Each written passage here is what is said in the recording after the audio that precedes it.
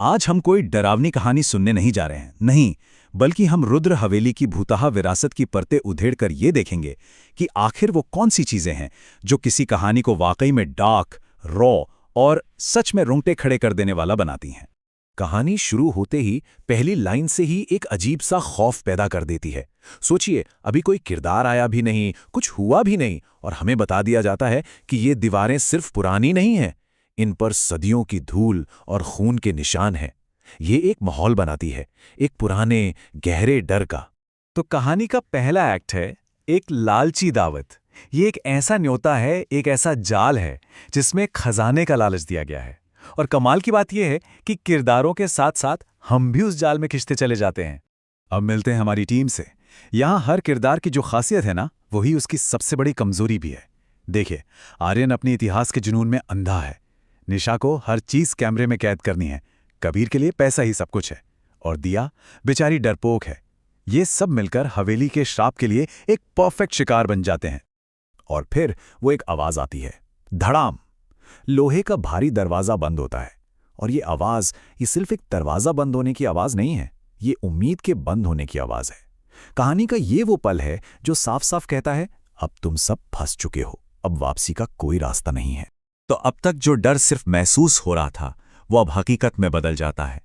हवेली अपना पहला शिकार चुनती है, और उस पहली मौत के साथ ही टीम के अंदर शक का जहर घुलना शुरू हो जाता है। पहली मौत बहुत ही रॉ है, अचानक और बेरहम। कोई भूत प्रेत नहीं आता, बस सोने के लालच में कबीर आगे बढ़ता है और एक मैकेनिकल जाल सीधा उसके ऊपर आ गिरता है। कहानी यहां रुक सकती थी, लेकिन नहीं, उसकी लाश गायब हो जाती है।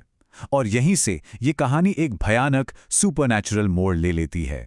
और ये लाइन, वाह, लिखने वाले ने क्या कमाल का खेल खेला है यहां पर। देखिए, जो मांगेगा सोना, उसे यहां पड़ेगा सोना। सोना यानी गोल्ड, और सोना मतलब मौत की नींद।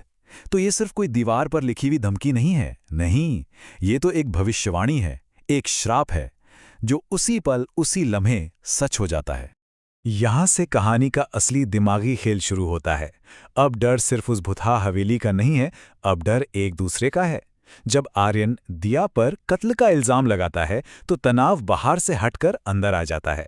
असली खतरा क्या है, हवेली की आत्माएं या इंसानी शक? अब हम पहुंचते हैं कहानी के सबसे गहरे और काले राज तक, जिंदा कब्र का राज, वो सच जो हवेली के बारे में सब कुछ बदल कर रख देगा। जरा सोचकर देखिए इस मंजर को। दीवारों के अंदर से रोने की दबी दबी आवाजें आ रही हैं, और जब वो करीब जाकर देखते हैं तो प्लास्टर में से इंसानी हाथ बाहर निकले हुए हैं। ये उन लोगों के हाथ हैं जो पहले खजाना ढूंढने आए थे। तब समझ आता है कि ये हवेली, ये तो लालची लोगों की कब्रगाह है। इसे कहते हैं जीवित कब्र। और सच कहूं तो यही इस कहानी का सबसे ज्यादा, सबसे रॉ और भयानक आइडिया है। सोचिए जरा, एक ऐसी जगह जहां मौत भी आपको आजाद नहीं कर सकती, जहां मरने का मतलब खत्म होना नहीं, बल्कि हमेशा हमेशा के लिए उस हवेली का गुलाम बन जाना है। कोई छुटकारा नहीं, कभी नहीं। और ये खौफनाक सच उन्हें कौन बताता है? कोई और नहीं, बल्कि उनका अपना मरा हुआ दोस्त कबीर, जिसकी लाश नीली पड़ चुकी है, आंखें सफेद हो चुकी हैं, और वो हवेली की कठपुतली बनकर उन्हें उस शराब के बारे में बताता है जिसका वो खुद शिकार हो चुका है। ये बहुत ही परेशान कर देने वाला सीन है। कहानी के आखिरी हिस्से में हम एक ऐसे खौफ में दाखिल होते हैं जो कभी खत्म नहीं होता। ये एक ऐसा साइकोलॉजिकल लूप है, एक ऐसा चक्रव्यूह है जिससे बाहर निकलना नामुमकिन है। वो हवेली से भागते हैं, रेगिस्तान में भागते जाते हैं, और घूमकर वापस उसी हवेली के दरवाजे पर पहुंच जाते हैं। हर बार। ये कोई फिजिकल ट्रैप नहीं है, ये दिमाग को तोड़ देने वाला टॉर्चर है। उनकी किस्मत अब एक लूप में फंस चुकी है। और अंत में जब सारी उम्मीदें खत्म हो जाती हैं, तब निशा का कैमरा वो आखिरी दिल दहला देने वाला सच दिखाता है। आर्यन, वो समझदार इतिहासकार, भी एक पल के लिए लालच में आ गया था।